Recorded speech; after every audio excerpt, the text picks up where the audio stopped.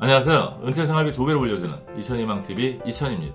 오늘은 좀 생소하지만요, 신종자본증권에 대해서 말씀을 드리겠습니다. 얼마 전부터 크레딧 스위스가 발행한 신종자본증권이요, 휴지 조각이 됐다면서 언론에서 계속 보도가 되고 있습니다. 따라서 국내 투자자들도요, 좀 걱정이 많이 늘었는데요. 왜냐하면 우리나라 금융회사들도 신종자본증권을 많이 발행을 했고요. 거기에 따라서 개인 투자자들도 많이 늘어난 상황이기 때문입니다. 따라서 오늘은 기사를 중심으로요, 신종자본증권이 무엇인지, 그 위험이 무엇인지, 그리고 현재 이슈가 무엇인지 그 내용을 한번 살펴보겠습니다. 일단 신종자본증권에 대해서 우리가 이해하기 전에요, 금융회사가 건전성을 판단하는 그 지표부터 좀 살펴볼 필요가 있습니다. 일단 은행은 BIS 비율이라는 걸 사용하고요, 보험회사는 RBC 비율이라는 걸 사용을 합니다. 은행의 BIS 비율은요, 자기자본 비율인데 8% 이상 높을수록 건전하다고 보시면 됩니다. 보험사의 RBC 비율은요, 지급여력 비율인데요,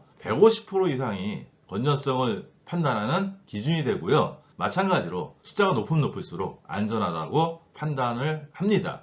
금융회사들이 신종자본증권을 발행을 하는데요, 주 목적은 채권인데 자본으로 인정받으면서 자본을 확충하고 건전성을 높일 수 있기 때문에 신종자본증권을 발행을 합니다. 채권이라는 건 결국 뭐냐면 부채죠. 따라서 건전성을 판단할 때 부채가 늘어나면요, 이 비율이 낮아지기 때문에 은행들은 채권 발행하는 것보다는 자본으로 인정받을 수 있는 신종자본증권을 발행하는 것을 선호하게 됩니다. 투자자 입장에서는요, 이자를 보통 은행의 예적금보다 높게 받을 수 있다는 메리트가 있고요. 발행사들이 신종자본증권을 발행할 때 콜옵션 행사가 있습니다. 보통 한 5년에서 7년 정도 이 행사 기간이 정해지는데요. 이때 그 채권을 배사드리는 조건으로 발행을 합니다.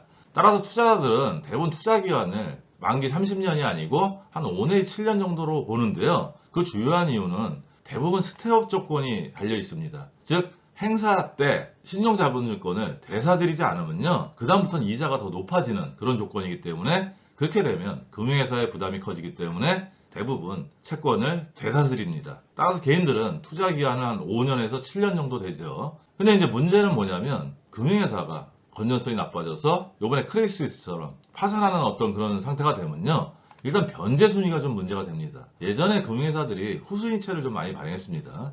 근데 후순위채도 선순위 채권을 다 갚고 나서 돈이 남으면 갚는 건데, 그 후순위 채권도 못 받을 염려가 크다고 걱정을 했었는데, 이 신종자본증권은 후후 순위채가 되는 겁니다. 따라서 만약에 문제가 생기면 거의 돌려받지 못한다고 생각하시는 게 뭐 상식이라고 저는 생각을 합니다. 신종자본증권의 가장 큰 위험은요, 이 증권을 발행한 금융회사의 건전성 여부가 핵심적인 요소고요. 당연히 원금 보장은 안 됩니다. 불과 작년 10월의 기사를 좀 살펴보면요, 뭐 헤드라인에 월 이자 지급 부담에도 은행권 입단, 신종자본증권 발행 왜? 이런 기사로 떴습니다. 즉 우리금융지주, 신한은행 등 이자 지급 시 신종자본증권을 발행하고요. 그 규모가 대충 뭐 3,100억, 뭐 2,100억 규모가 된다. 이렇게 되면서 이 금리가 5% 중반대에 형성되고 있는 만큼 대부분 투자자들 입장에서도 굉장히 선호를 하는 거죠. 그런데 크레딧 스위스 문제가 생기면서요, 서울경제에 이런 제목의 기사가 떴습니다.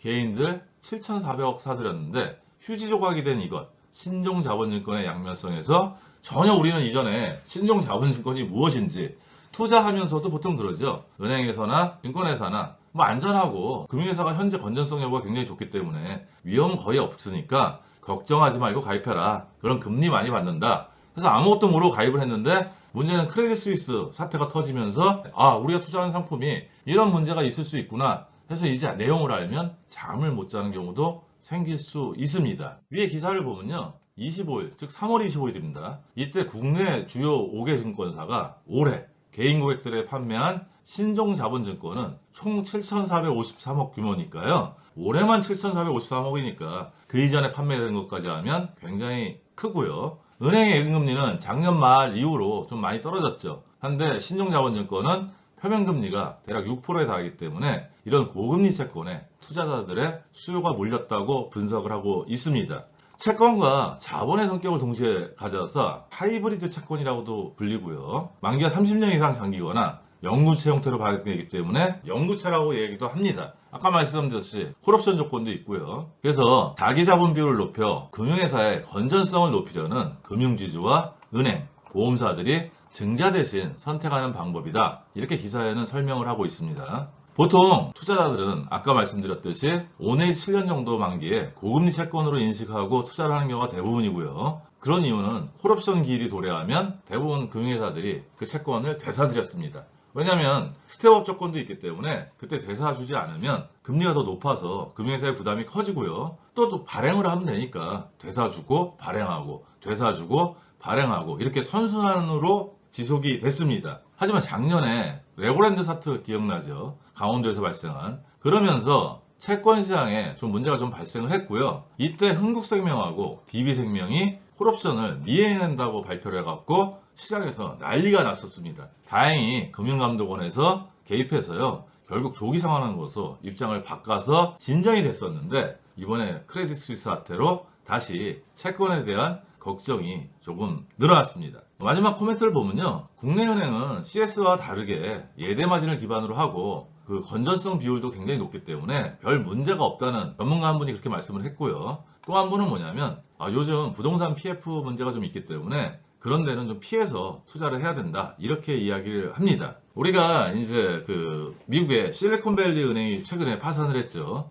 뱅크런으로 파산을 했습니다. 보통 은행은 예대금리로 수익을 올리는데요. 예금의 만기보다 대출의 만기가 길고요. 그 다음에 예금이 1이라면 대출은 10을 내줍니다. 그래서 그 예대 마진으로 수익을 올리는데요. 거기에 기반해서는 모든 예금자들이 한 번에 예금을 찾을 리가 없다고 가정하기 때문에 그런 예대 마진 구조가 형성이 됩니다. 하지만 이제 금융회사가 위기가 있고 위험하다고 생각하면 예금을 맡긴 사람들이 예금자 보호 한도 내에서는 관계가 없지만 그 이상 맡긴 사람들은 이제 이 회사가 잘못되면 문제가 생기니까 다 같이 달려와서 예금을 찾습니다. 이 사태를 우리가 뱅크런이라고 얘기를 하고요. 그랬을 때 멀쩡하던 금융회사도 파산할 수밖에 없습니다. 마찬가지로 뭐냐면 다음 기사에서 보면 저희가 알 수 있듯이 국내 금융사들이 우리 신종자본증권은 안전 이러면서 여태까지 요거부터 보면요. 전례가 없는데 콜옵션을 행사하겠다 다음 달에 이렇게 해갖고 미리 이렇게 안전하다는 기사를 냈습니다. 즉 우리은행하고 신한금융이 다음 달에 돌아오는 신용자본증권에 콜옵션을 행사해서 원금을 돌려주는데 전혀 지장이 없으니까 걱정하지 말라는 이야기입니다.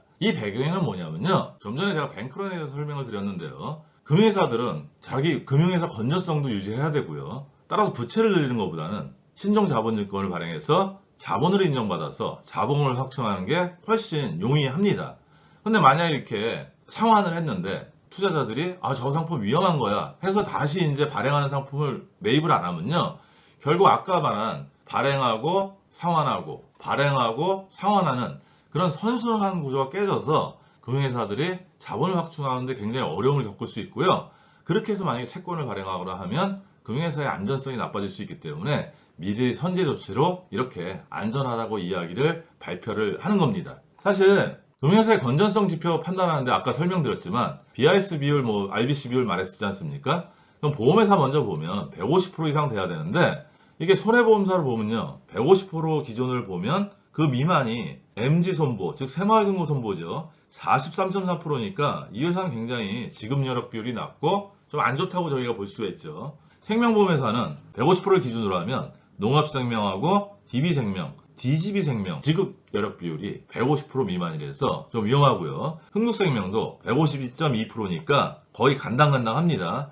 그러면 아까 레고랜드 사태 제가 말씀드릴 때 어느 회사들이 콜옵션을 행사 안 하겠다고 했냐면 흥국생명하고 DB생명이었죠. 즉 이들은 지금 굉장히 건전성 여부에 지장을 받고 있기 때문에요. 콜옵션을 행사 안 하겠다는 그런 발표를 했다고 이해를 하시면 됩니다. 이건 보험회사들의 지급여력 비율이고요.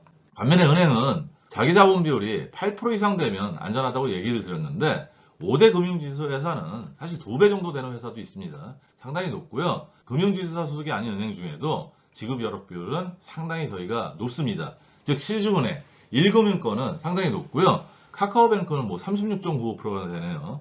가장 낮은 은행이 토스뱅크 11.45%인데요. 다 8% 이상 되기 때문에 현재로서는 아무런 문제가 없습니다. 단 BIS 비율 하위 15개사 저축은행을 이렇게 보면요.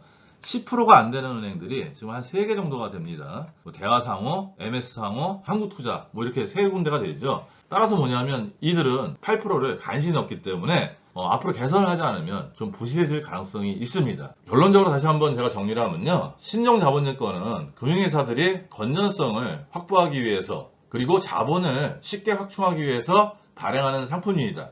위험성은 뭐냐면 발행사의 건전성 여부가 되고요. 그럴 때 만약에 파산하거나 이렇게 문제가 생길 때는요. 예금자 보호도 안 되고 원금을 돌려받을 수가 없습니다. 대신 금리는 상당히 높게 주고요.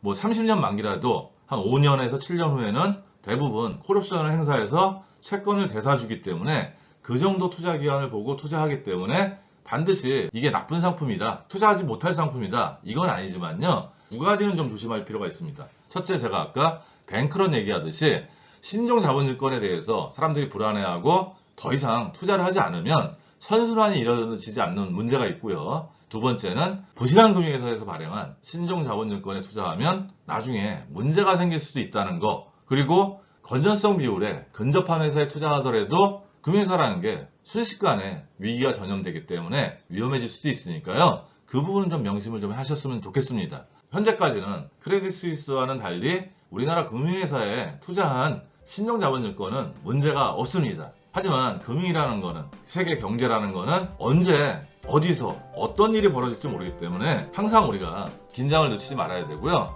어떤 상품에 투자해도 투자의 수익과 위험, 그리고 내가 견딜 수 있는 위험의 정도까지는 파악해서 상품을 선택하는 그런 습관을 계속 유지를 하셔야 합니다. 오늘은 신종자본증권에 대해서 말씀을 드렸고요. 오늘 내용도 도움이 되셨으면 좋겠고 오늘도 행복한 하루 되세요.